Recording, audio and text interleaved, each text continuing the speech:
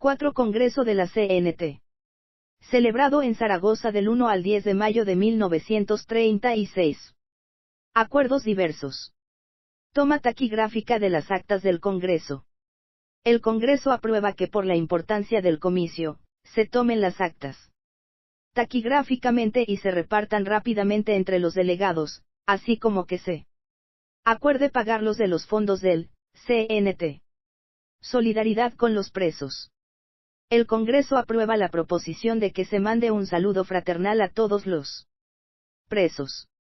El Congreso acepta por aclamación la proposición del Comité Nacional para que el Congreso acuerde dirigir un saludo a todos los presos sociales e incluso a todos los denominados comunes de todo el mundo, deseándoles pronta libertad. El Congreso hace suya la proposición de construcción de Huelva en la que propone que el Congreso eleve su protesta a las autoridades de California por el encarcelamiento injusto de Tom Money y Wiggin, que desde hace 20 años están privados de libertad arbitraria e injustamente. El Congreso acepta la siguiente proposición. Enterado este Congreso de los sufrimientos y martirios de los presos de Orán, por conducto de Solidaridad Obrera, y en vista de que dichos camaradas han sido los primeros en saludar al Congreso, esta delegación propone que se pida al gobierno francés su libertad, por entender que su detención es injustificada y procedente de una venganza. El Congreso aprueba una proposición urgente por la cual el Congreso debe dirigirse al Ministro de Justicia en pro de una ampliación de la amnistía y para que ésta abarque a los procesados y condenados por delitos comunes. Horario y procedimiento congresual. El Congreso acepta la proposición sobre el número de horas de las sesiones del Congreso que dice hacer 2, de 9 a 1 por la mañana y de 3 o 3:30 a 8 de la noche. Control estadístico de adherentes no representados. El Congreso acepta la proposición que en vista de que faltan muchos adherentes a la CNT que no están representados ni constan en las estadísticas, y dada la trascendencia de este comicio que debe responder con exactitud al valor actual de la Confederación Nacional del Trabajo, la Comisión de Credenciales de acuerdo con los comités regionales, proceda al examen de los sindicatos que faltan y les pidan los datos necesarios para dar una relación definitiva que responda al control de la Confederación. El Congreso acepta la proposición que no se dé ninguna relación a la prensa hasta que se sepan los datos concretos de la constitución del Congreso. El Congreso acuerda que dándose el caso de que la mayoría de las adhesiones leídas implican una adhesión efectiva a la CNT, se deben cotejar ya que no está aquí representado ni directa ni indirectamente el total de sus adherentes para que sepamos con más exactitud cuántos son nuestros efectivos. Quedando encargados de realizar este trabajo los comités regionales de acuerdo con la Comisión Revisora de Credenciales. Representación de comités P.R. o presos en el Congreso. El Congreso aprueba la proposición que ateniéndose a las normas confederales que regulan nuestra actividad resulta que los comités pro presos son apéndices de los comités regionales. Son estos los que deben de informar en todo caso. Por lo tanto, entiende que no ha lugar a deliberar. Los comités pro presos no deben estar representados. Representación de las federaciones de industria en el Congreso. El Congreso valida la delegación de la Federación Nacional de Industria Vidriera en base a que ésta viene a este Congreso en carácter informativo. Además su delegado es vidriero de toda su vida. Por acuerdo de las secciones se eligió Barcelona como sede de la Federación y el delegado que se impugna como secretario de la misma. No se olvide que es delegación informativa. Impugnación de delegados. El Congreso aprueba sobre la impugnación de un delegado que ésta se resuelva en el orden local. Mientras tanto el delegado impugnado puede continuar en el Congreso. Impugnación de delegaciones indirectas en el Congreso. El Congreso aprueba las manifestaciones de Fabril de Barcelona que tratan sobre la impugnación de 2 delegaciones indirectas y que dice así. Nos constan las buenas dotes del compañero Pérez. Pero lo impugnamos ayer no como camaradas, sino porque las delegaciones deben ser directas y no indirectas, ya que este es el acuerdo del Congreso de 1931, y si bien es cierto que los acuerdos pueden rectificarse, no lo es menos que para rectificar precisaba haberse incluido en el orden del día de este Congreso para que hubiese sido discutido en las asambleas. Es preciso no caer en contradicciones y observar una línea recta. Para ello nos sometemos a la interpretación, en su espíritu y letra, del acuerdo de 1931, mientras no sea rectificado como se debe. Después de discutido. Por lo tanto, reconociendo las buenas dotes de militante del compañero Rueda como ayer reconocíamos las del compañero Pérez, entendemos que no puede aceptarse su delegación indirecta. Residencia del Comité Nacional. La residencia del Comité Nacional será en Madrid. Proposiciones para abreviar las tareas del Congreso. Se acuerda que en lo sucesivo las aclaraciones y enmiendas a actas se harán por escrito. El Congreso acepta por aclamación la siguiente proposición presentada por los delegados de Levante, que dice así. Las delegaciones de Levante, reunidas esta mañana, considerando que la forma en que se han desarrollado las sesiones del Congreso, y particularmente la tercera, imposibilita una tarea eficientemente práctica para el Congreso y la solución de los problemas planteados, estiman. Primero, que todas las delegaciones deben ceñirse a la más estricta concreción y sensatez. Que para dar al Congreso esta línea de corrección es preciso que se pidan las palabras antes de comenzar la discusión de un punto, y que si alguien quiere pedirla en el intervalo de la discusión que lo haga al final de las intervenciones, dando mientras el más correcto silencio. Segundo, que se supriman totalmente las palabras de orden, aclaraciones previas, eléctricas, etc. Se da lectura a la siguiente proposición de urgencia. Estas delegaciones, considerando en la forma en que transcurren las sesiones descentradas del orden de discusión, y que por mucho tiempo de que dispongan los delegados la norma seguida agotará el que puedan disponer, colocándolas en el trance de tener que regresar a sus respectivas localidades sin haber podido agotar el orden del día, proponemos al Congreso que sean designadas ponencias dictaminadoras que sirvan de base de discusión, y que al centrar las discusiones en torno a un orden lógico que no supondrá ni mucho menos limitación para los delegados, se obtendrá una economía de tiempo. Por otra parte, insistimos en que sea aceptada esta proposición con tanto mayor motivo cuanto que se evitará que los asuntos sean discutidos dos veces, cosa que nos hace perder doblemente el tiempo.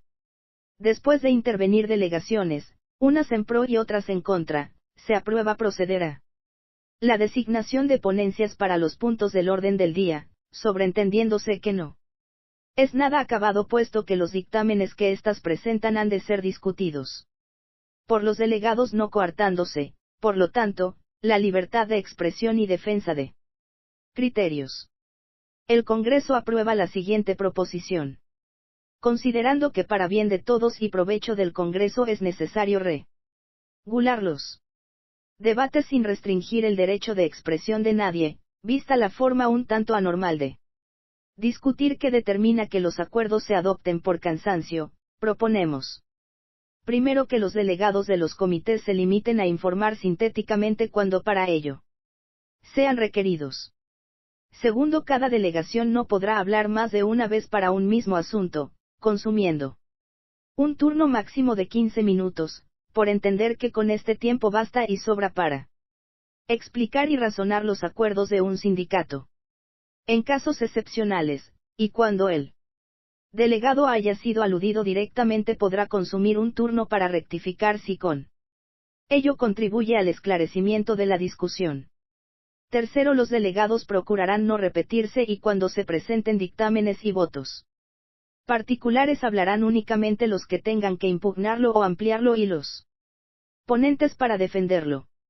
El Congreso acepta la siguiente proposición.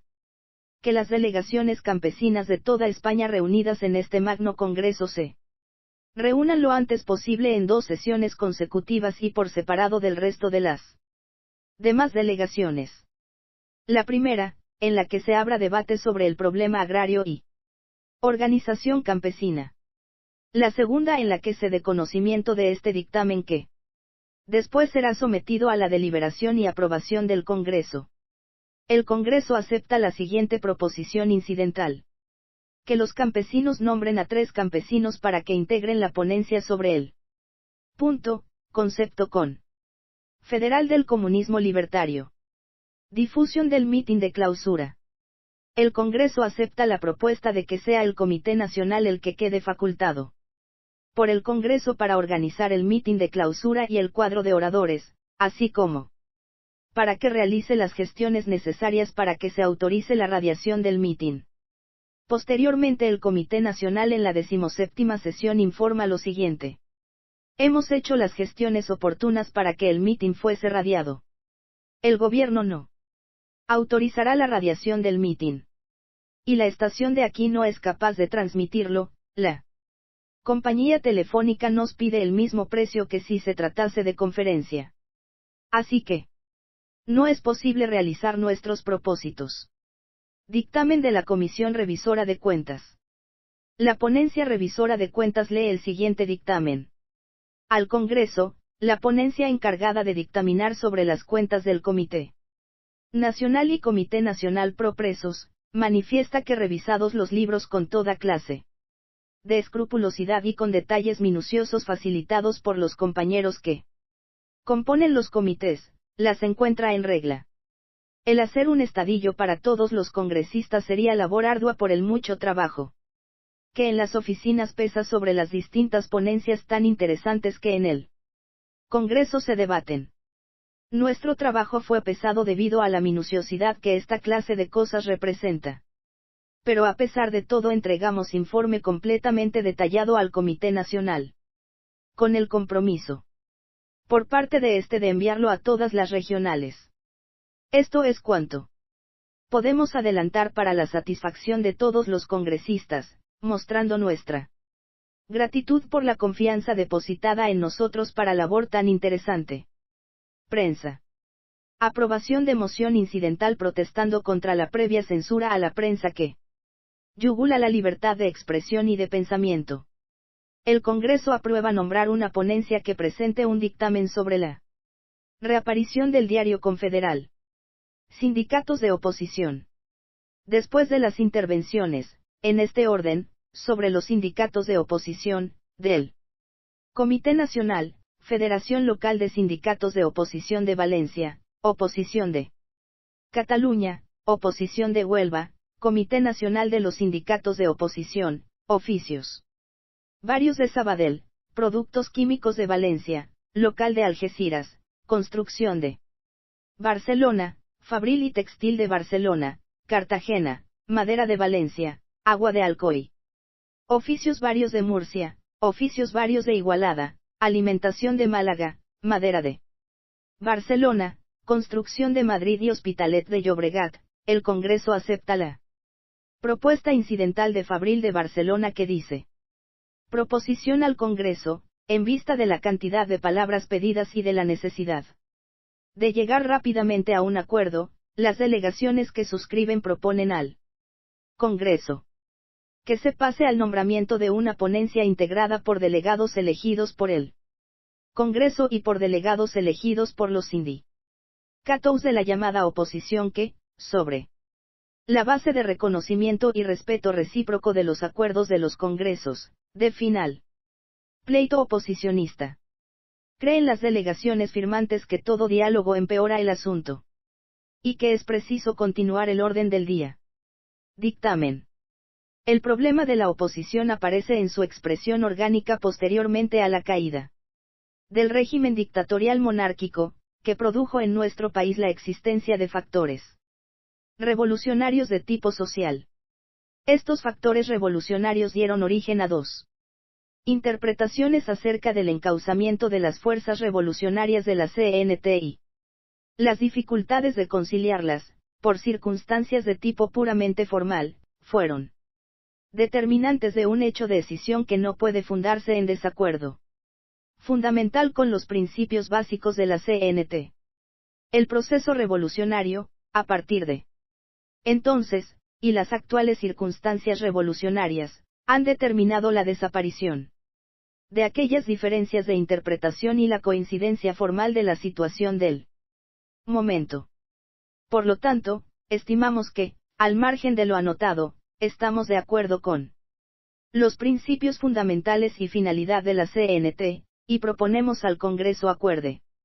Primero, los sindicatos de oposición cesan de construir organismos al margen de la CNT, incorporándose a las normas establecidas en la misma. Segundo, este acuerdo significa el término del problema de la oposición sobre la base de acatamiento a los principios cita. CTICAS aprobados en los congresos, como expresión de la soberanía de los sindicatos reunidos en sus asambleas, como norma federal para todos los componentes de la Confederación Nacional del Trabajo sin excepción. Tercero, para el cumplimiento de estos acuerdos y el acoplamiento consecuente, consideramos necesarios los siguientes procedimientos. A partir de la fecha de la terminación de este Congreso, los organismos regionales de las regiones afectadas se pondrán de acuerdo para la convocatoria de los congresos regionales respectivos. B. Será condición indispensable que a la celebración de estos congresos precedan las asambleas de fusión en cada localidad de aquellos sindicatos que se hallen duplicados, convocados conjuntamente por las juntas respectivas, a los efectos de nombramiento de las juntas de los sindicatos y delegados a la federación local. C. Interín este acuerdo se plasma en realidad, los órganos en la prensa de los sindicatos de la oposición dejarán de tener este carácter, y mientras existan, serán órganos de la CNT, sujetos a su orientación general. Cuarto, el Congreso determina que el cumplimiento de este acuerdo debe llevarse a efecto en un plazo máximo de 2 meses para aquellos sindicatos que para acudir a este Congreso han celebrado las respectivas asambleas, y de 3 meses para aquellos otros que no se han reunido de la misma manera, sin que esto implique que la imposibilidad material bien probada se considere como desacato al acuerdo. Paro forzoso. Ponencia. Hemos transigido en nuestros puntos de vista particulares para ceñirnos a elaborar un dictamen condensador de las decisiones de los sindicatos. Las delegaciones deben tener muy en cuenta esta circunstancia para evitar discusiones, transigiendo algo en sus criterios. Dictamen. Al abordar el problema del paro forzoso nos encontramos con que ha sido tratado de muy distintas maneras y con resultados problemáticos unos, dudosos otros, y nulos. Antihumanos e injustos los demás. Por ejemplo, Inglaterra ha ensayado el recurso de subsidios contra el paro, significando este procedimiento un fracaso absoluto, ya que, paralelamente a la miseria de las masas socorridas con indignantes subsidios, se produce la ruina económica del país al tener que sostener parasitariamente a sus millones sin trabajo con cantidades que, aunque no eran fabulosas por su importancia real, significaban la inversión de las reservas económicas del país en una obra filantrópica, sí, pero no reproductiva ni creadora de riqueza. Esta medida, que al fin de cuentas puede considerarse como un paliativo de los efectos del paro obrero, no aporta ninguna solución al problema.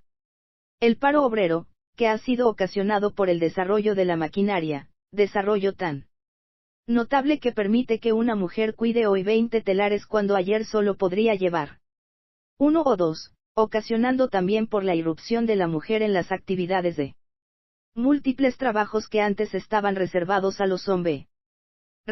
El paro que, en fin, es un producto de múltiples contradicciones capitalistas, no puede, no debe de ser solucionado por la clase trabajadora imponiendo a esta el sacrificio de repartir el trabajo en las condiciones que hoy se hace. La razón queda perfectamente explicada si tenemos en cuenta que el paro tiene su determinación en el desarrollo siempre creciente del maquinismo y en la irrupción cada día más numerosa de las mujeres en el mundo de la producción. En estas condiciones el paro obrero no solamente no tendrá fin, antes el contrario, puede afirmarse que tenderá a extenderse de tal manera que, siguiendo el procedimiento del reparto del trabajo, las masas obreras llegarían a trabajar solamente 2, 1 y hasta medio día a la semana. Y este reparto que a simple vista parece estar inspirado por móviles generosos y altruistas, en la práctica sería la causa del empobrecimiento y depauperación de las masas obreras. Sin embargo, en potencia la solución está dentro de este sentido del reparto del trabajo. Repartir el trabajo, sí, pero sin que se produzca el más leve decrecimiento en la capacidad adquisitiva de los trabajadores. La máquina ha venido a libertar al hombre del esfuerzo agotador del trabajo organizado. Y puede afirmarse hoy que dentro de los grandes contrasentidos del régimen, el mayor de ellos lo constituye el hombre libertado de la esclavitud del trabajo muriéndose de hambre. La máquina, según ya previó Aristóteles hace más de 1000 años, liberta al hombre. Pero el régimen capitalista lo mata de hambre. Nunca la libertad puede ser causa de muerte, que así sea se debe a la permanencia artificial de un régimen, el capitalista. Completamente agotado. Urge, pues, para la salud moral y material de la humanidad, que las masas obreras se apresten a terminar con el régimen capitalista y a organizar ellas mismas todo el sistema productor y distribuidor de la riqueza social. Es la única manera de que se pueda encontrar solución en forma definitiva al problema del paro obrero. Pero a nosotros nos está encomendado a más de señalar las rutas de la definitiva solución y redención de todos los trabajadores, encontrar y proponer remedios, si los hay, al hambre que atenaza hoy, en este mismo instante, a las masas en paro forzoso. Para ello, sin olvidar que el fin de los sufrimientos que afectan al proletariado lo encontrará en la revolución social, proponemos que la Confederación Nacional del Trabajo haga suyos y procure poner en práctica los siguientes objetivos, que a nuestro parecer, aunque solamente en carácter paliativo, podrían contribuir en gran manera a atenuar los efectos del paro forzoso. 1 grados jornada de 36 horas semanales sin disminución de sueldos y aumento de la ocupación de brazos en proporción a la disminución de jornada. Segundo, no consentir el cierre de fábricas, incautándose los sindicatos de las que se cierren, para explotarlas en común. Tercero, abolición de la duplicidad de empleos y profesiones FIAES y eventuales. Cuarto, abolición del trabajo a destajo, primas y horas extraordinarias. 5 grados, constitución de las bolsas de trabajo dentro de los sindicatos. Sexto, reclamar del Estado, municipios y diputaciones, la intensificación de obras de carácter nacional, municipal y provincial, como puentes, puertos, canalización de ríos, repoblación de montes, urbanización de las ciudades, higienización de las viviendas y de todas aquellas obras productivas con salarios de tipo sindical a cargo de los presupuestos ordinarios y extraordinarios de estas instituciones. Séptimo, retiro obligatorio a los 60 años para los hombres y a los 40 para las mujeres con el 70% del sueldo. Situación político-militar. Dictamen. Entendiendo que en el fondo de este apartado se refiere a la posición del organismo confederal a todos los problemas que la situación política y social le crea, lo mismo en el orden interior que en el exterior, abarcaremos los dos aspectos con brevedad y precisión. Teniendo en cuenta que España atraviesa una situación francamente revolucionaria, y que si la CNT no procura salir en defensa de las libertades escamoteadas por todos los gobernantes de derechas y de izquierdas, queda su acción circunscrita al capricho de los flujos y reflujos de la política, es necesario que se convenga en una acción común para combatir a fondo todas las leyes represivas y las que van contra la libertad de asociación y expresión del pensamiento. Reconociendo el fracaso del actual régimen democrático y creyendo que la actual situación política y social no tiene solución en el Parlamento, y que al desatarse este Puede provocar una reacción derechista o bien una dictadura, no importa de qué clase debe ser la CNT, reafirmando sus principios apolíticos, quien se lance abiertamente a demostrar la ineficacia y el fracaso del parlamentarismo. Considerando que, a pesar de que se haya conseguido arrancar de cárceles y presidio USA centenares de compañeros nuestros, acogiéndonos a los beneficios del decreto de amnistía otorgado por el gobierno Azaña, el 20 de febrero de 1936, y que no ha sido esta lo amplia que quería el pueblo, quedando exceptuados muchos por delitos de carácter social, y otros por tenencia de armas, explosivos, etc., que su delito consiste y está basado en el desorden político y social existente, y que los que hasta hoy han sido amnistiados se encuentran por su intervención en los hechos, imposibilitados de poder actuar, convenimos en que precisa una actuación que solo a la CNT compete. Es conveniente, también, no perder de vista que en España existe una región autónoma, cuyo gobierno, dado su carácter nacionalista, puede enfrentar a la CNT con las organizaciones obreras que fomenta, con graves perjuicios para toda la organización, en el aspecto nacional, y que por lo tanto necesita una especial atención. Reconociendo que van tomando carácter alarmante las provocaciones fascistas por parte de elementos poco escrupulosos, llegando al extremo de atentar contra la vida de los trabajadores que ostentan ideologías distintas a las suyas, la CNT no puede contemplar impasible cómo se desarrollan en la sombra complots terroristas y debe puntualizar su posición contra el fascismo. El panorama político-social internacional, agravado considerablemente por el paro forzoso, nos demuestra claramente que desembocará fatalmente con caracteres trágicos en una nueva guerra. La inutilidad de la sociedad de naciones requiere de una manera especial nuestra atención. Por otro lado, prestándose a la intervención rápida en el litigio, si estalla, nos hace pensar que solo de la fuerza organizada de los proletarios, pueden esperarse resultados positivos para evitar la hecatombe. A tal efecto proponemos: primero, desplegar una amplia campaña de propaganda en la tribuna y en la prensa, contra todas las leyes represivas y que atentan a la libertad individual y colectiva, ley de vagos y maleantes, orden público, asociación, 8 de abril, pena de muerte, etc., creando el estado de opinión necesario para exigir de los poderes constituidos la derogación de las mismas. Segundo, intensificar la propaganda de descrédito e incapacidad hacia todos los partidos políticos, haciendo ver al pueblo que la solución de sus problemas, no es una cuestión de cambio de orden, sino de régimen y de estructuración de la sociedad, aprovechando en todos cuantos actos se organicen la oportunidad para levantar un estado de opinión favorable a la evolución comunista libertaria. Tercero, exigir la ampliación de la amnistía para todos aquellos presos sociales que permanecen en la cárcel y para los comunes derivados sociales, cuyo delito está basado en la desigualdad económica, y la anulación de todas las fichas antropométricas de los amnistiados y cumplidos. Asimismo, se exigirá para los prófugos del servicio militar.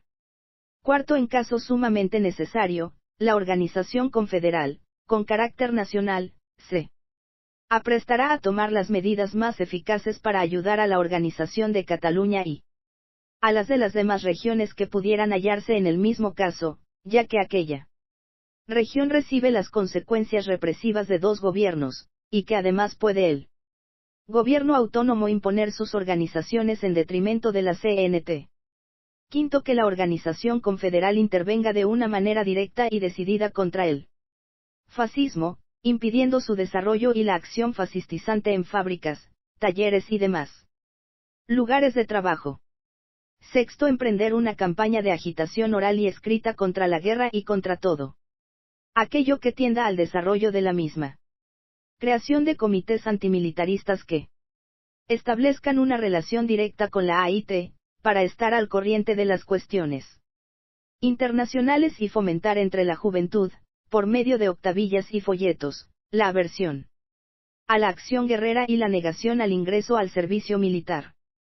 Séptimo, en caso de que el gobierno de España declarase una movilización bélica, será declarada la huelga general revolucionaria. Reforma agraria. Dictamen. Hemos escuchado las manifestaciones, dictámenes y anotaciones de las distintas delegaciones de campesinos que asisten a este Congreso Extraordinario de la Confederación Nacional del Trabajo.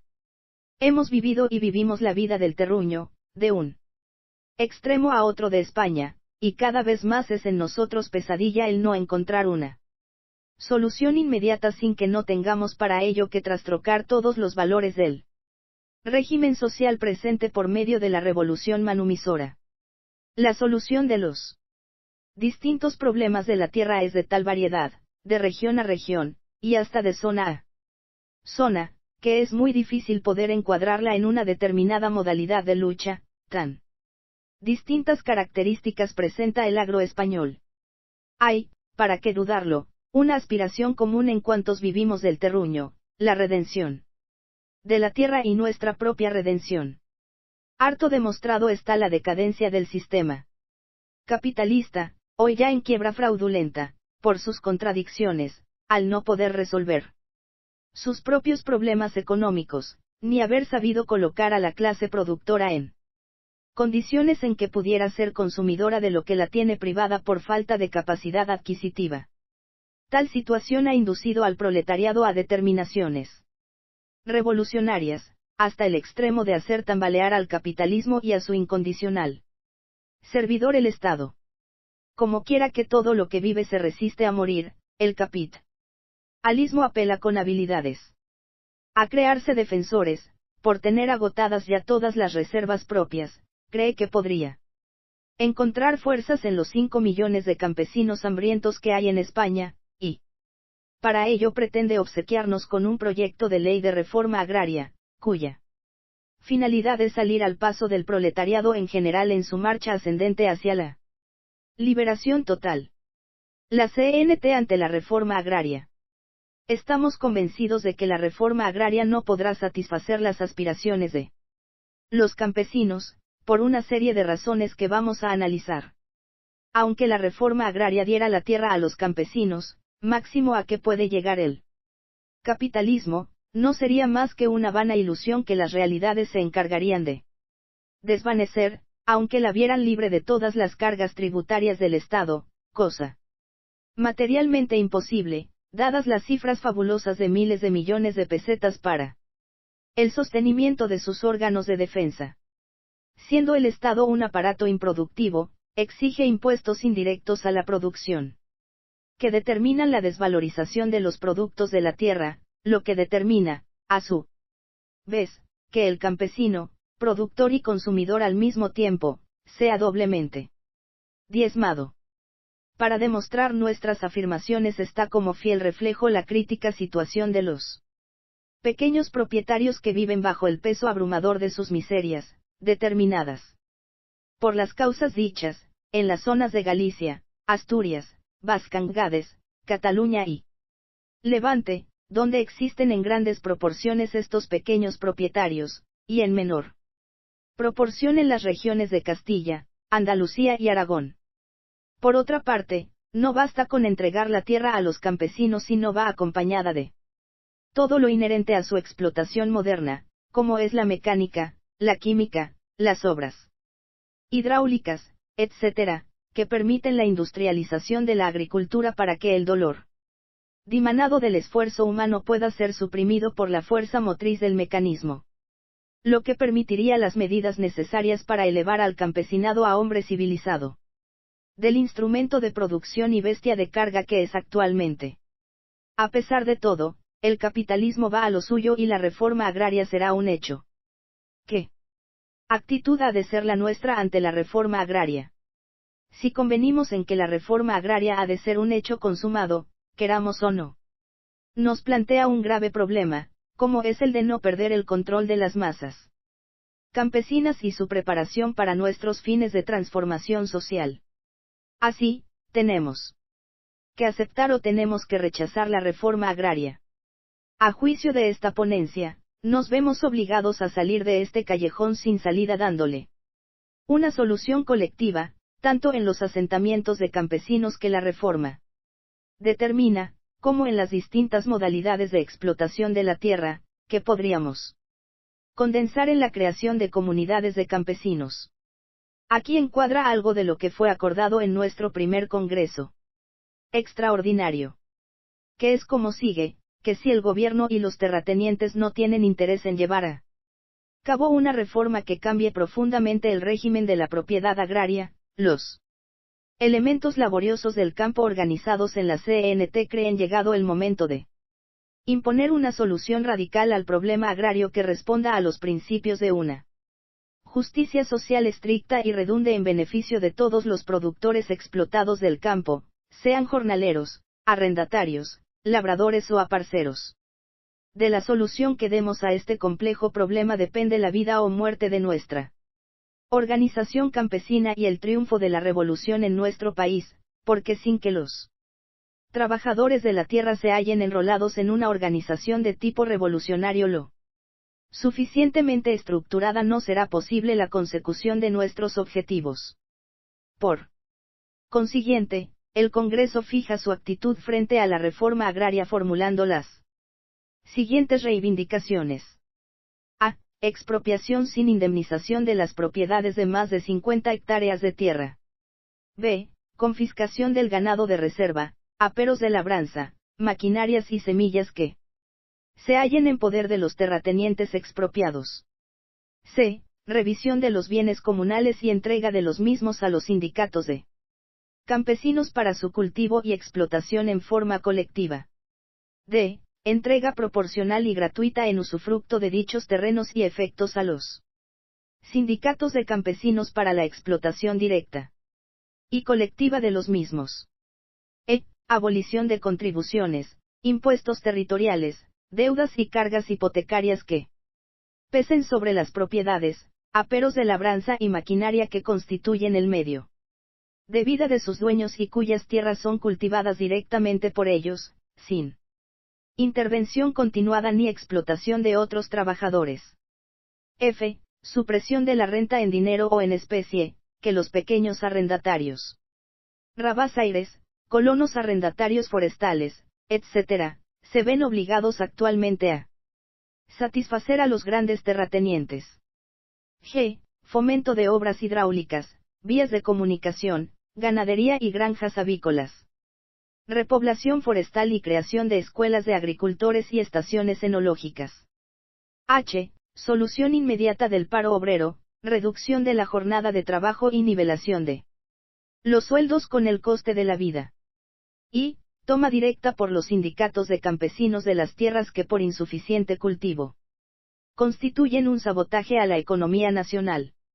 Por todo lo antes expuesto, y para la consecución rápida e inmediata de lo que nos proponemos, entendemos que hay dos problemas de vital importancia para el movimiento campesino, que son: primero, su organización. Segundo, un vasto plan de propaganda. Solamente una fuerte organización campesina, encuadrada en una organización nacional, sería viable para solucionar transitoriamente los problemas del agro español, al paso que, de una forma seria efectuaría la preparación revolucionaria de las masas campesinas, y un vasto plan de propaganda en el campo es indispensable a esta organización que propugnamos, pues la preparación constructiva de los campesinos, de acuerdo con nuestros principios, es la misión más importante y más difícil del anarcosindicalismo en el campo. La más importante, porque sin ella no puede ser viable el desarrollo consecuente de la revolución social. La más difícil, por ser numerosos los obstáculos tradicionales, por el retraso cultural, por el instinto de propietarismo e individualismo que dificulta la captación de las masas campesinas para fines colectivistas. El movimiento anarcosindicalista campesino puede y debe vencer estos obstáculos mediante una propaganda clara, amplia y tenaz de sus fines ideológicos, y una labor educativa y sindical que desarrolle en los trabajadores del campo hábitos de solidaridad colectiva que los disponga y capacite, sin reservas y en interés propio, para la implantación de un régimen comunista libertario. Alianzas revolucionarias. Ponencia, al poner a consideración del Congreso el convencimiento de que el dictamen puede tener deficiencias de redacción, manifestamos que hemos tenido que acoplar el sentir de los acuerdos de los sindicatos que ampliamente lo han discutido.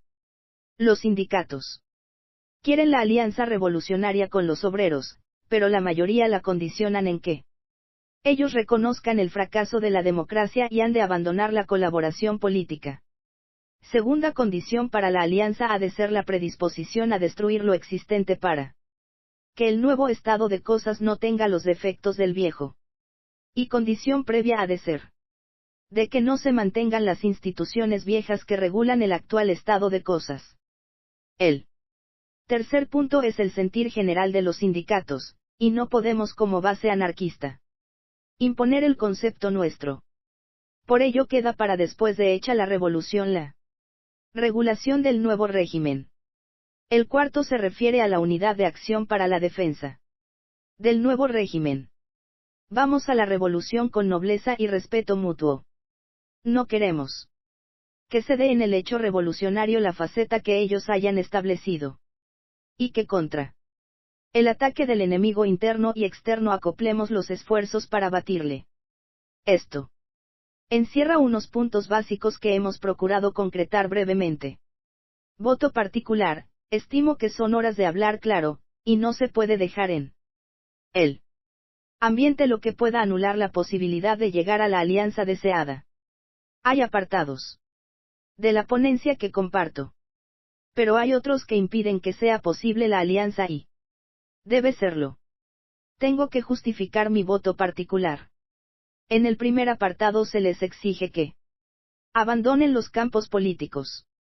Estos son nuestros acuerdos, nuestras normas, y si esto se exige a la UGT no habrá alianza, y se nos dirá que no se quiere.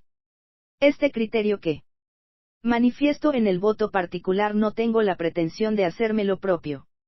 Diré que es el que sustentaba José María Martínez. Dictamen. Desde el asalto al poder por el general Primo de Rivera, el proletariado español vive en latente inquietud revolucionaria. Durante el periodo dictatorial fueron innumerables los intentos de revuelta del pueblo, determinando que las altas esferas del país se preocupaban por canalizar el sentimiento revolucionario de los trabajadores por los senderos reformistas de la democracia, lo que fue posible al conseguir que organismos obreros sujetistas se enrolasen en la convocatoria de elecciones que determinó el triunfo político de la República. Al derrumbarse la monarquía, la UGT y el partido que le sirve de orientador han sido servidores de la democracia republicana, pudiendo comprobar por propia experiencia la inutilidad de la colaboración política y parlamentaria. Merced a esta colaboración, el proletariado en general, al sentirse dividido, perdió parte del valor revolucionario que en otros momentos le caracterizó. El hecho de Asturias demuestra que, recobrado ese sentido de su propio valor revolucionario, el proletariado es algo imposible de hundir en el fracaso.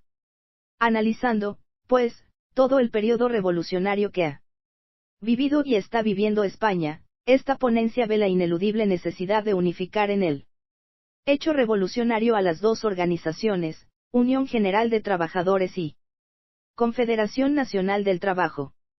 Por lo expuesto, recogiendo el sentir de los acuerdos generales de los sindicatos afectos a la Confederación, hemos acordado someter al Congreso el siguiente dictamen. Considerando que es ferviente deseo de la clase obrera española el derrocamiento del régimen político y social existente, y considerando que la UGT y la CNT aglutinan y controlan en su seno a la totalidad de los trabajadores organizados en España, esta ponencia entiende que la Confederación Nacional del Trabajo de España debe dirigirse oficial y públicamente a la UGT, emplazándola para la aceptación de un pacto revolucionario bajo las siguientes bases fundamentales. Primero, la UGT, al firmar el Pacto de Alianza Revolucionaria, reconoce explícitamente el Fracaso del sistema de colaboración política y parlamentaria.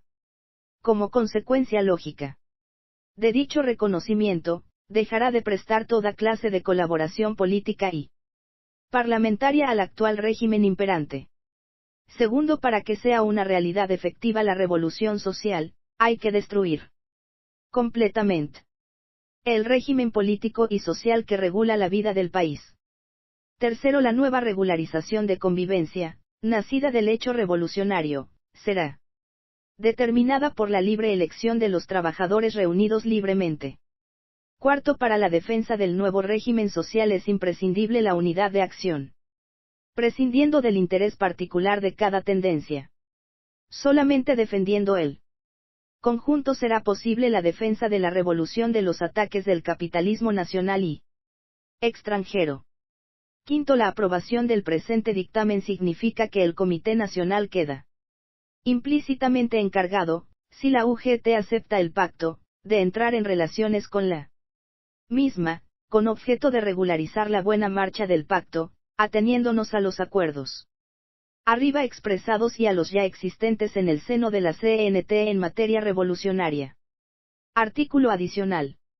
Estas bases representan el sentido mayoritario de la CNT y tienen un carácter provisional y deberán servir para que pueda tener lugar una entente con la UGT, cuando este organismo, reunido en Congreso Nacional de Sindicatos, formule por su parte las bases que crea conveniente para la realización de la Alianza Obrera Revolucionaria. Al efecto, se nombrarán dos comités nacionales de enlace, los cuales, procurando concretar los puntos de vista de ambas centrales sindicales, elaborarán una ponencia de conjunto, que será sometida a discusión y referéndum de los sindicatos de ambas centrales. El resultado de este referéndum será aceptado como acuerdo definitivo, siempre que sea la expresión de la mayoría, representada, por lo menos, por el 75% de votos de ambas centrales sindicales. Concepto confederal del comunismo libertario. Ponencia. Hemos procurado sentar las líneas generales para dar forma a la idea del comunismo libertario. Ponencia. Nos hemos visto obligados a recoger dos aspectos. Primero, hemos creído cumplir mandato de los sindicatos. Segundo, nos hemos limitado a recoger los acuerdos de los sindicatos y acoplarlos. Conviene recordar que no se trata de un programa y sí de un dictamen. Programa es un círculo cerrado, cosa que no podemos aceptar. Limitamos nuestro trabajo a 3 guías: organización de los trabajadores, aspecto revolucionario y procurar que esa revolución sea libertaria. Vivimos en régimen capitalista y tenemos que partir del sindicato, pero sin olvidar que al lado hay la comuna, profundamente arraigada en el pueblo español. Y quienes así pretendan organizarse nadie podrá privarles de que lo vivan. Para terminar, decimos que respetamos el criterio de la mayoría de los sindicatos. Ponencia. Debéis de reconocer la delicada situación nuestra para la defensa y aprobación del dictamen. Las diferentes concepciones han tenido que hacer transacciones para poder orillar los obstáculos que se presentarán. Ahora nos limitaremos a esclarecer lo que parezca vago. El dictamen no es un reglamento y por eso no articula todas las funciones que se competen a los órganos de producción ni a la política del comunismo libertario. Por eso hemos aceptado la inclusión de la adición que no es nuestra, la cual establecerá la función de vida de cada órgano.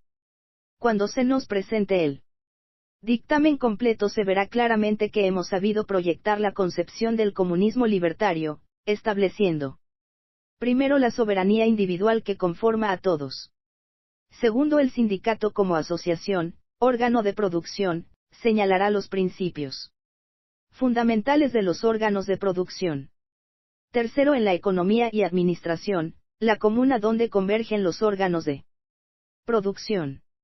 En este dictamen están concretados todos los aspectos.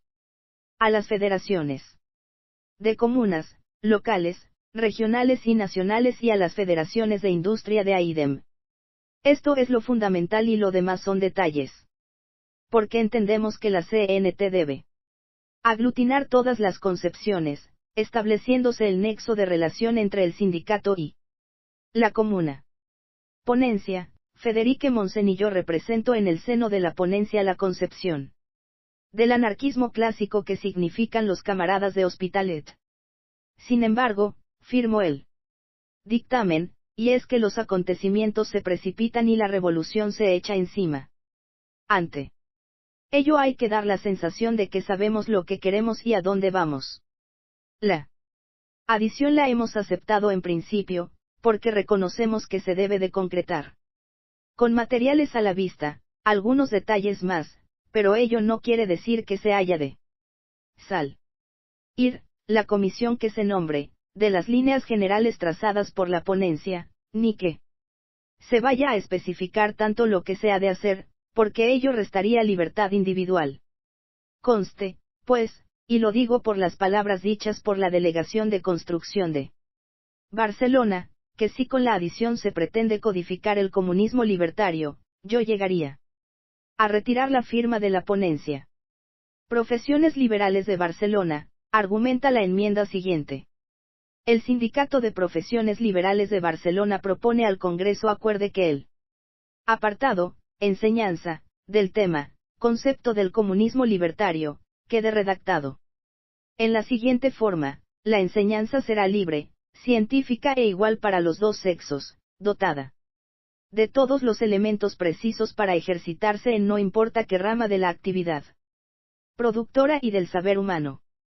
La pedagogía ayudará a la formación de hombres con criterio propio y para ello es necesario que el maestro cultive todas las facultades del niño, que logre la solución completa de todas las posibilidades que encierra el infante, que una educación integral lo haga dueño de sí mismo, seguro de sus sentimientos, de sus ideas. Responsable, en fin, por ser el mismo con carácter y temperamento propios.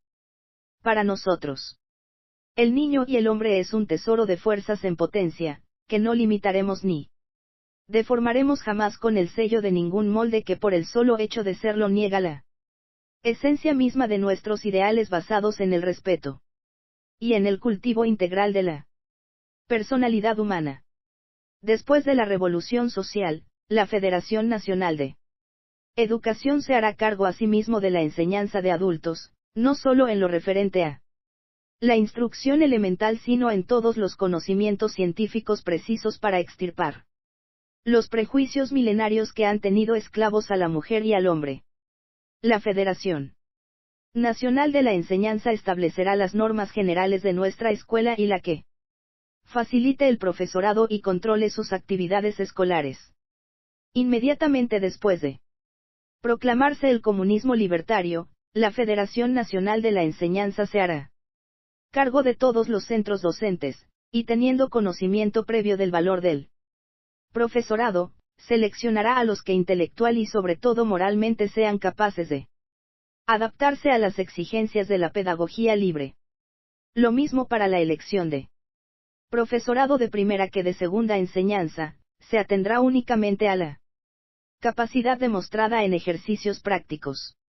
El cine, la radio, las misiones pedagógicas serán excelentes y eficaces auxiliares para una rápida transformación intelectual y moral de las generaciones presentes y para desarrollar la personalidad de los niños y adolescentes que nazcan y se desarrollen ya en un ambiente comunista libertario. Ponencia. Estamos de acuerdo con el espíritu de la proposición, pero hemos de aclarar la imposibilidad de darle cabida porque hubiera implicado dar cabida a todos los detalles que nos hubieran presentado los sindicatos. Esa es la obra encomendada a la comisión que se propone en la adición al dictamen. Dictamen. Es del dominio de todas las delegaciones que asisten a este congreso que en el seno orgánico de la CNT se agitan, con dinamismo bien marcado, dos maneras de interpretar el sentido de la vida y la base de estructuración de la economía postrevolucionaria. Esta múltiple concepción de tendencia obedece, a no dudar, a razones doctrinales y filosóficas, que, al abrir huella en la psicología de los militantes, crean dos formas inconclusas de pensamiento, cuyas energías en potencia hoy se esfuerzan por imprimir directrices dando cauce a las dos corrientes. Ahora bien, si en esta doble movilidad de las energías confederales no mediara el afán natural de hegemonía, no habría problema.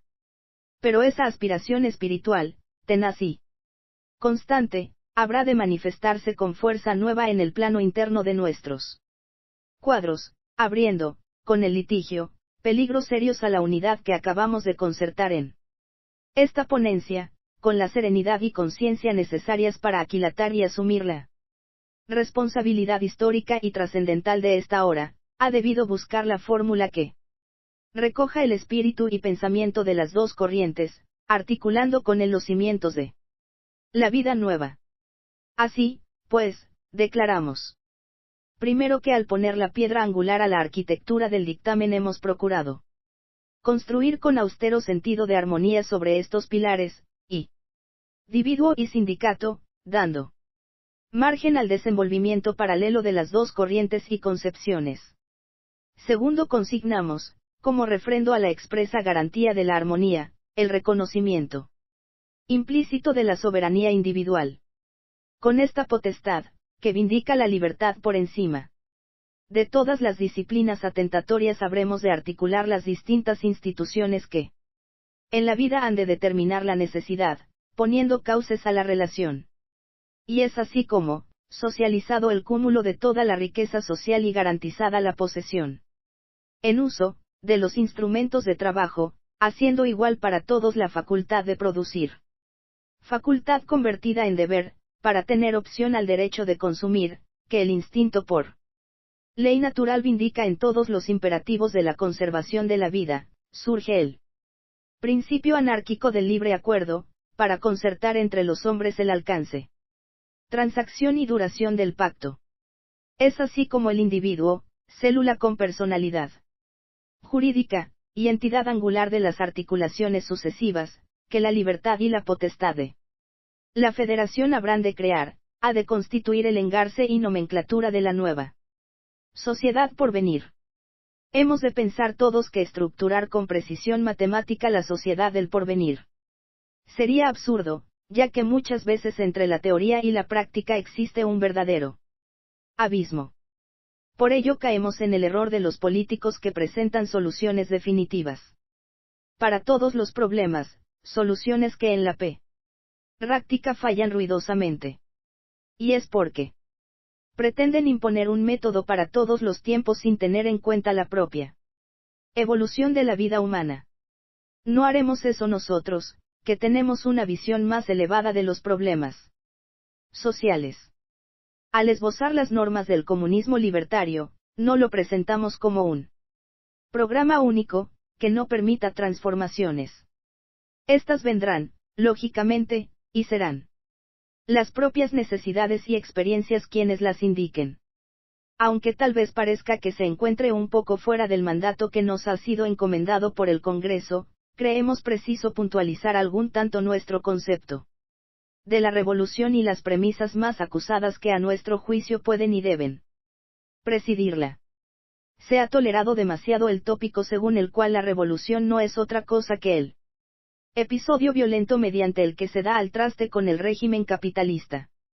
Aquella, en realidad, no es otra cosa que el fenómeno que da paso de hecho a un estado de cosas que desde mucho antes ha tomado cuerpo en la conciencia colectiva. Tiene la revolución, por lo tanto, su iniciación en el momento mismo en que, comprobando la diferencia existente entre el estado social y la conciencia individual, ésta, por instinto o por análisis, se ve forzada a reaccionar contra aquel.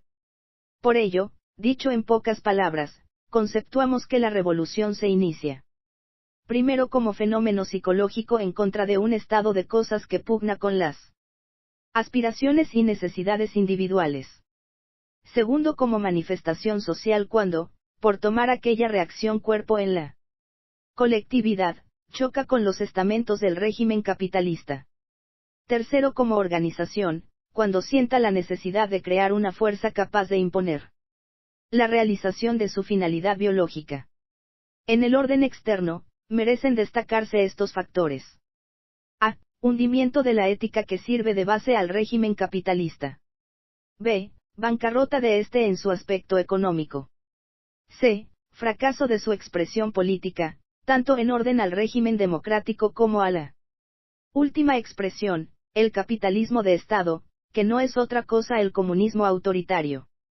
El conjunto de estos factores, convergentes en un punto y momento dado, es el llamado a determinar la aparición del hecho violento que ha de dar paso al periodo verdaderamente evolutivo de la revolución. Considerando que vivimos el momento preciso en que la convergencia de todos estos factores engendra esta posibilidad prometedora, hemos creído necesaria la confección de un dictamen que, en sus líneas generales, siente los primeros pilares del edificio social que habrá de cobijarnos en el futuro. Concepto constructivo de la revolución. Entendemos que nuestra revolución debe organizarse sobre una base estrictamente equitativa. La revolución no puede cimentarse ni sobre el apoyo mutuo, ni sobre la solidaridad, ni sobre ese arcaico tópico de la caridad.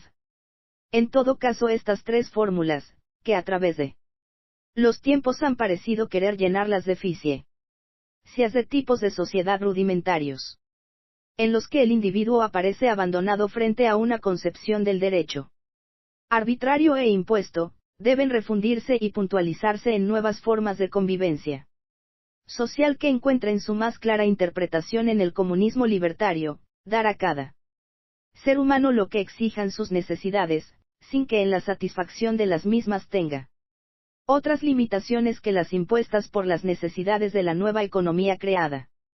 Si todos los caminos que se orientan hacia Roma conducen a la ciudad eterna, todas las formas de trabajo y distribución que se dirijan hacia la concepción de una sociedad igualitaria conducirán a la realización de la justicia y de la armonía social. En consecuencia, creemos que la revolución debe cimentarse sobre los principios sociales y éticos del comunismo libertario, que son, primero, dar a cada ser humano lo que exijan sus necesidades, sin que en la satisfacción de las mismas tenga otras limitaciones que las impuestas por las posibilidades de la economía. Segundo, solicitar de cada ser humano la aportación máxima de sus esfuerzos a tenor de las necesidades de la sociedad, teniendo en cuenta las condiciones físicas y morales de cada individuo.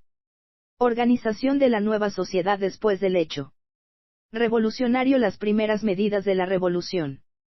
Terminado el aspecto violento de la revolución, se declaran abolidos la propiedad privada, el Estado, el principio de autoridad y, por consiguiente, la CIA y la SES, que dividen a los hombres en explotadores y explotados, oprimidos y opresores. Socializada la riqueza, las organizaciones de los productores, ya libres, se encargarán de la administración directa de la producción y del consumo. Establecida en cada localidad la comuna libertaria, pondremos en marcha el nuevo mecanismo social.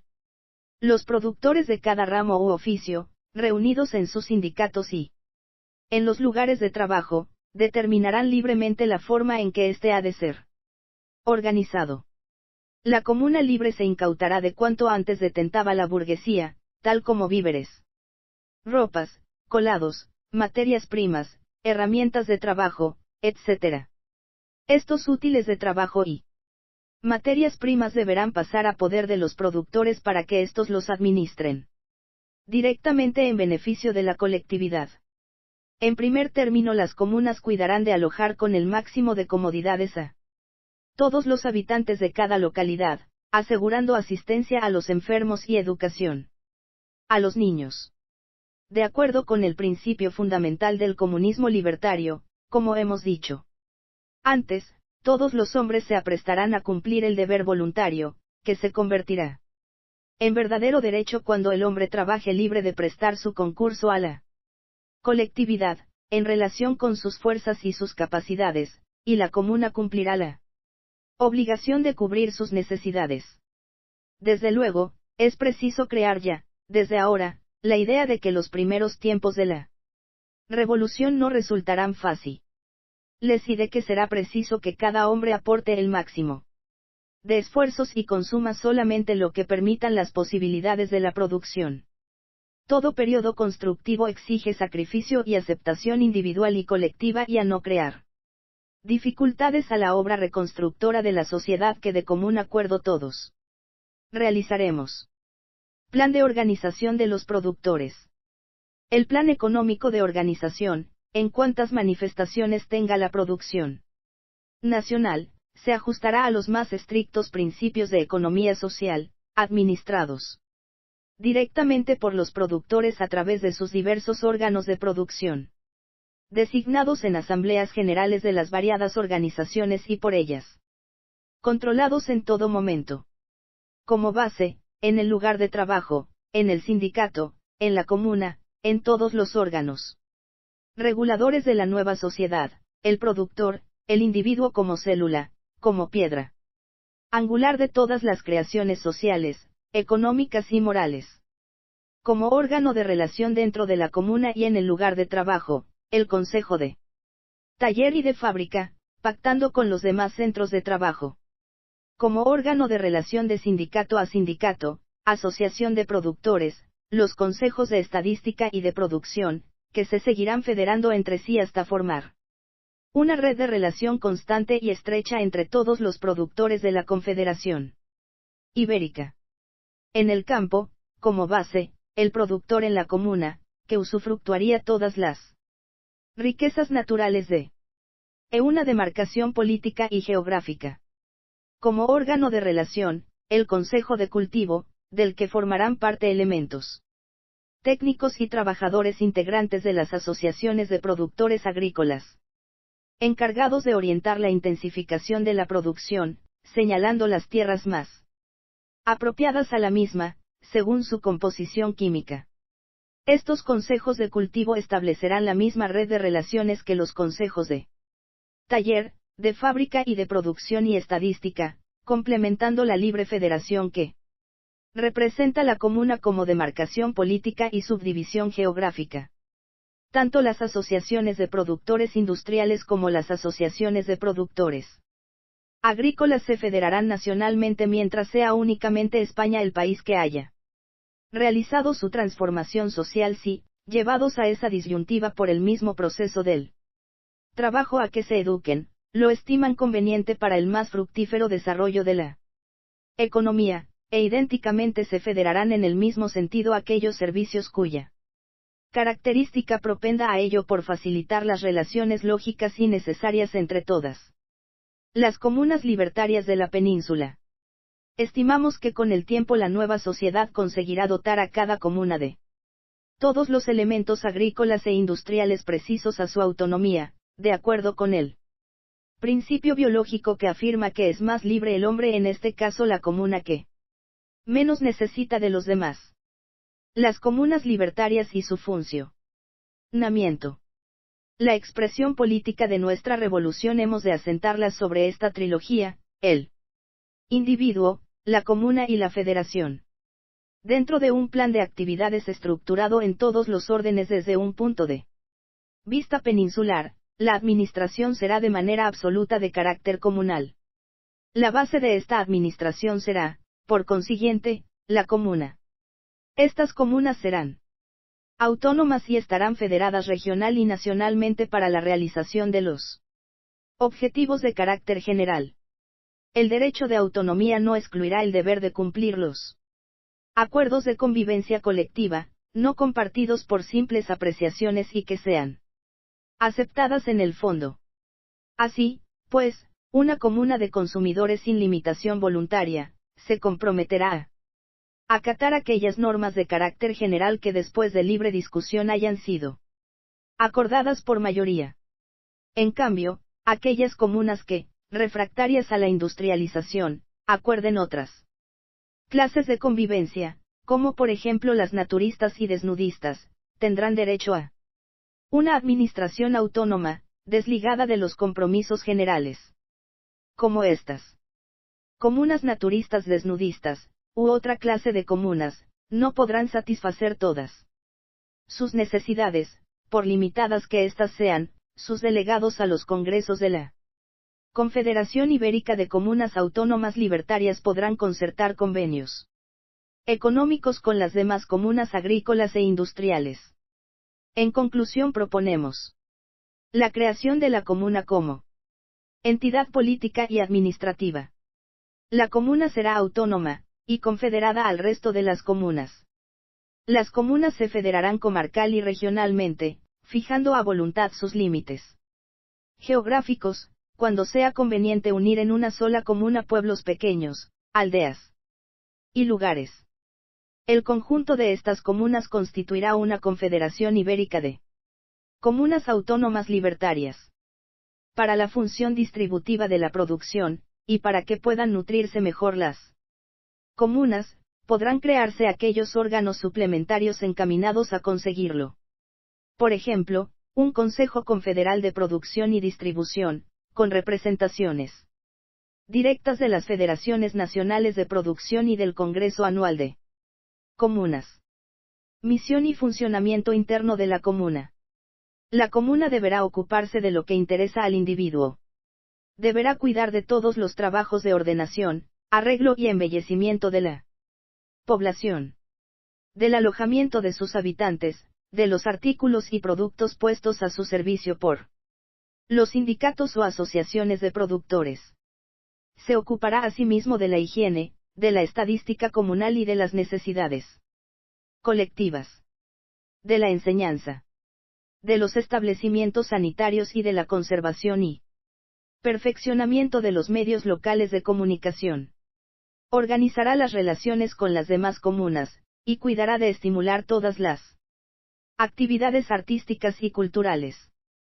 Para el buen cumplimiento de esta misión, se nombrará un Consejo Comunal, al cual serán agregados representantes de los consejos de cultivo, de sanidad, de cultura, de distribución y de producción y estadística. El procedimiento de elección de los consejos comunales se determinará con arreglo a un sistema en el que establezcan las diferencias que aconsejen la densidad de población, teniendo en cuenta que tardará en descentralizar políticamente las metrópolis, constituyendo con ellas federaciones de comunas. Todos estos cargos no tendrán ningún carácter ejecutivo ni burocrático. Aparte los que desempeñen funciones técnicas o simplemente de estadística, los demás cumplirán asimismo su misión de productores, reuniéndose en sesiones al terminar la jornada de trabajo para discutir las cuestiones de detalle que no necesiten el refrendo de las asambleas comunales.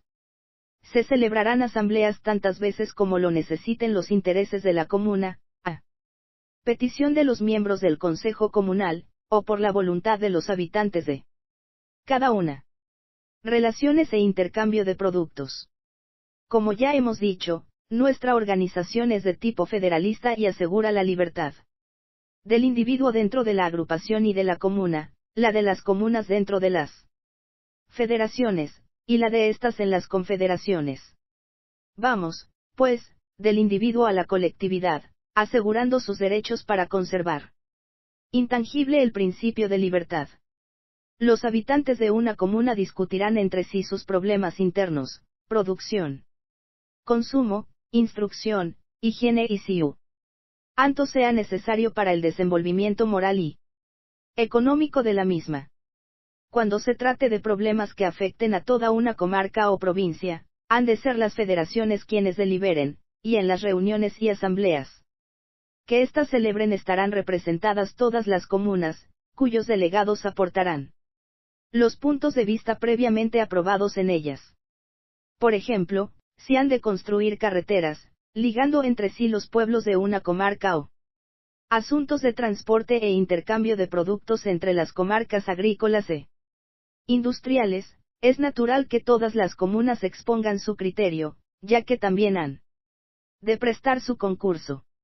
En los asuntos de carácter regional, será la Federación Regional quien ponga en práctica los acuerdos, y estos representarán la voluntad soberana de todos los habitantes de la región. Pues empezó en el individuo, pasó después a la comuna, de esta a la federación. Y, por último, a la confederación.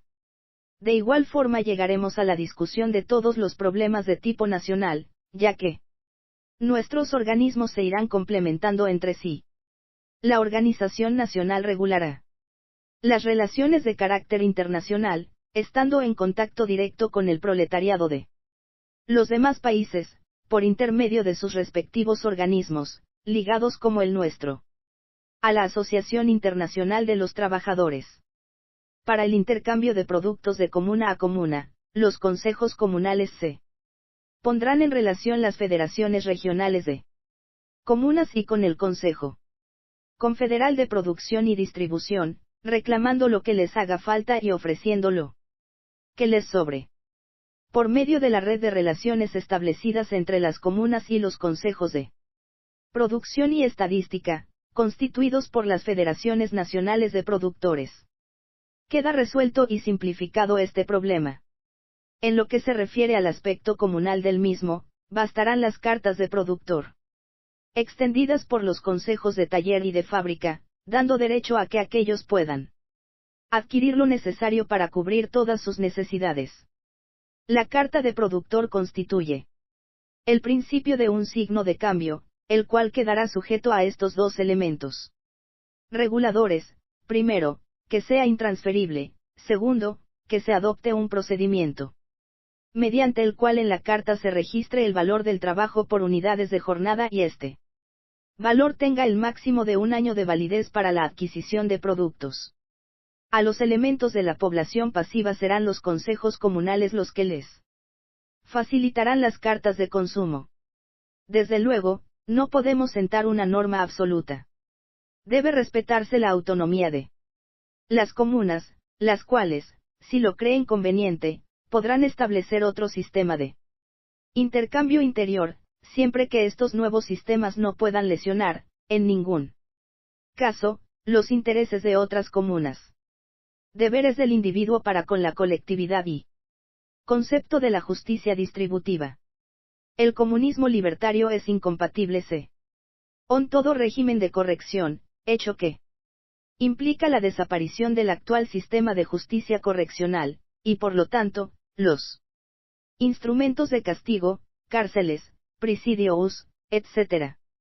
Conceptúa esta ponencia que el determinismo social es la causa principal de los llamados delitos en el presente estado de cosas y, en consecuencia, desaparecidas las causas que originaban el delito, en la generalidad de los casos este dejará de existir. Así pues, consideramos primero que el hombre no es malo por naturaleza, y que la delincuencia es resultado lógico del estado de injusticia social en que vivimos. Segundo, que al cubrir sus necesidades, dándole también margen a una educación racional y humana, aquellas causas han de desaparecer. Por ello, entendemos que cuando el individuo falte al cumplimiento de sus deberes, tanto en el orden moral como en sus funciones de productor, serán las asambleas populares quienes, con un sentido armónico, den solución justa al caso. El comunismo libertario sentará, pues, su acción correccional sobre la medicina y la pedagogía, únicos preventivos a los cuales la ciencia moderna reconoce tal derecho. Cuando algún individuo, víctima de fenómenos patológicos, atente contra la armonía que ha de regir entre los hombres, la terapéutica pedagógica cuidará de curar su desequilibrio y estimular en él el sentido ético de responsabilidad social que una herencia insana le negó naturalmente. La familia y las relaciones sexuales. Conviene no olvidar que la familia fue el primer núcleo civilizador de la especie humana, que ha llenado funciones admirabilísimas de cultura moral y solidaridad, que ha subsistido dentro de la propia evolución de la familia con el clan, la tribu, el pueblo y la nación, y que es de suponer que aún durante mucho tiempo subsistirá. La revolución no deberá operar violentamente sobre la familia, excepto en aquellos casos de familias mal avenidas, en las que reconocerá y apoyará el derecho a la disgregación. Como la primera medida de la revolución libertaria consiste en asegurar la independencia económica de los seres, sin distinción de sexos, la interdependencia creada, por razones de inferioridad económica, en el régimen capitalista, entre el hombre y la mujer, desaparecerá con él. Se entiende, por lo tanto, que los dos sexos serán iguales, tanto en derechos como en deberes. El comunismo libertario proclama el amor libre, sin más regulación que la voluntad del hombre y de la mujer, garantizando a los hijos la salvaguardia de la colectividad y salvando a ésta de las aberraciones humanas por la aplicación de los principios biológicos eugénicos. Asimismo, por medio de una buena educación sexual, empezada en la escuela, tenderá a la selección de la especie, de acuerdo con las finalidades de la eugenesia, de manera que las parejas humanas procreen conscientemente, pensando en producir hijos sanos y hermosos. Sobre los problemas de índole moral que puede plantear el amor en la sociedad comunista a libertaria, como son los que hay en su origen en las contrariedades amorosas. La comunidad y la libertad no tienen más que dos caminos para que las relaciones humanas y sexuales se desarrollen normalmente. Para el que quisiera amor a la fuerza o bestialmente, si no bastara el consejo ni el respeto al derecho individual, habría de recurrirse a la ausencia. Para muchas enfermedades se recomienda el cambio de agua y de aire. Para la enfermedad del amor, que es enfermedad al convertirse en tenacidad y ceguera, habrá de recomendarse el cambio de comuna, sacando al enfermo del medio que le ciega y enloquece, aunque no es presumible que estas exasperaciones se produzcan en un ambiente de libertad sexual. La cuestión religiosa.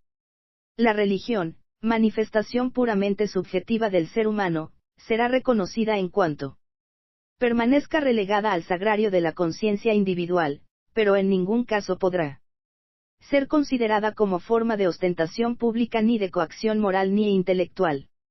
Los individuos serán libres para concebir cuantas ideas morales tengan por conveniente, desapareciendo todos los ritos de la pedagogía, del arte, de la ciencia, de la libre experimentación. El problema de la enseñanza habrá que abordarlo con procedimientos radicales. En primer lugar, el analfabetismo deberá ser combatido enérgica y sistemáticamente. Se restituirá la cultura a los que fueron desposeídos de ella, como un deber de reparadora justicia social que la revolución debe acometer, considerando que, así como el capitalismo ha sido el acaparador y detentador de la riqueza social, las ciudades han sido las acaparadoras y detentadoras de la cultura y de la instrucción. Restituir la riqueza material y la cultura son los objetivos básicos de nuestra revolución. ¿Cómo? Expropiando al capitalismo en lo material, repartiendo la cultura a los carentes de ella en lo moral. Nuestra labor pedagógica deberá dividirse, por lo tanto, en dos tiempos. Tenemos una obra pedagógica a realizar inmediatamente después de la revolución social, y una obra general humana dentro ya de la nueva sociedad creada. Lo inmediato será organizar entre la población analfabeta una cultura elemental, consistente, por ejemplo, en enseñar a leer, a escribir, contabilidad, fisicultura, higiene, proceso histórico de la evolución y de la revolución, teoría de la inexistencia de Dios, etc. Esta obra pueden realizarla un gran número de jóvenes cultivados, los cuales la llevarán a cabo, prestando con ello un servicio voluntario a la cultura, durante 1 o 2 años, debidamente controlados y orientados por la Federación Nacional de la Enseñanza, la cual, inmediatamente después de proclamarse el comunismo libertario, se hará cargo de todos los centros docentes, aquilatando el valor del profesorado profesional y del voluntario. La Federación Nacional de la Enseñanza apartará de esta a los que intelectual y sobre todo moralmente sean incapaces de adaptarse a las exigencias de una pedagogía libre. Lo mismo para la elección del profesorado de primera que de segunda enseñanza se atenderá únicamente a la capacidad demostrada en ejercicios prácticos. La enseñanza, como misión pedagógica dispuesta a educar a una humanidad nueva, será libre, científica e igual para los dos sexos, dotada de todos los elementos precisos para ejercitarse en no importa qué ramo de la actividad productora y del saber humano. A. La higiene y la puericultura se le acordará un lugar preferente, educando a la mujer para ser madre desde la escuela. Asimismo se dedicará principal atención a la educación sexual, base de la superación de la especie.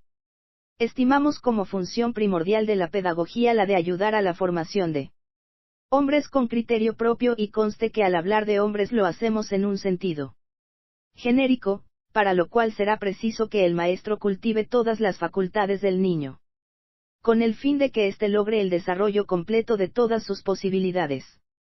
Dentro del sistema pedagógico que pondrá en práctica el comunismo libertario quedará definitivamente excluido todo el sistema de sanciones y recompensas, ya que en estos dos principios radica el fermento de todas las desigualdades.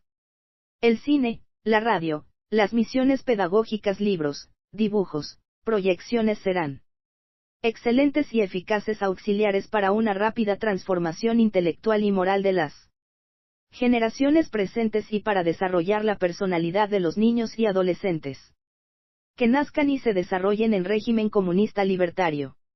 Aparte el aspecto simplemente educativo, en los primeros años de la vida la sociedad comunista libertaria asegurará a todos los hombres, a lo largo de su existencia, el acceso y el derecho a la ciencia, al arte, a las investigaciones de todo orden compatible con las actividades productoras de lo indispensable, cuyo ejercicio garantizará el equilibrio y la salud a la naturaleza humana. Porque los productores, en la sociedad comunista libertaria, no se dividirán en manuales e intelectuales, sino que todos serán manuales e intelectuales a la vez.